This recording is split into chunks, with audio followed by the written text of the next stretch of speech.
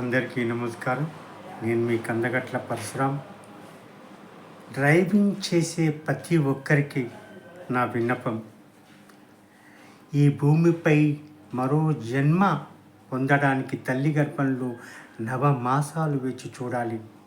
నడవడానికి 2 సంవత్సరాలకు, స్కూల్కి వెళ్ళడానికి 3 సంవత్సరాలు, ఓటు హక్కుకి 18 సంవత్సరాలు, ఉద్యోగం చేయడానికి 25 సంవత్సరాలు, పెళ్లి చేసుకోవడానికి 25 నుంచి 30 సంవత్సరాలు, ఇలా ఎన్నో సందర్భాల్లో వేచి ఉంటాం.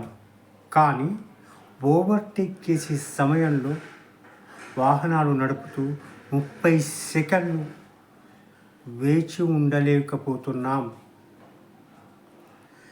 తర్వాత తప్పిపోయి ఏమైనా జరిగితే హాస్పిటల్లో గంటలు, రోజులు, వారాలు, నెలలు, అవసరమైతే సంవత్సరాలు కూడా కోలుకోలేని పరిస్థితి. కొన్ని సెకండ్ల గడిబిడ ఎంత భయంకరమైన పరిణామాలు ఎదుర్కొంటున్నారో ఆలోచించండి. దయచేసి సరైన వేగం, సరైన దిశలో ట్రాఫిక్ నియమాలను పాటిస్తూ, హెల్మెట్ ధరిస్తూ, కారులో అయితే సీటు బెల్ట్ పెట్టుకొని వాహనాలను నియంత్రణలో ఉంచుకొని నడపండి మరియు సురక్షితంగా గమ్యాన్ని చేరుకోండి.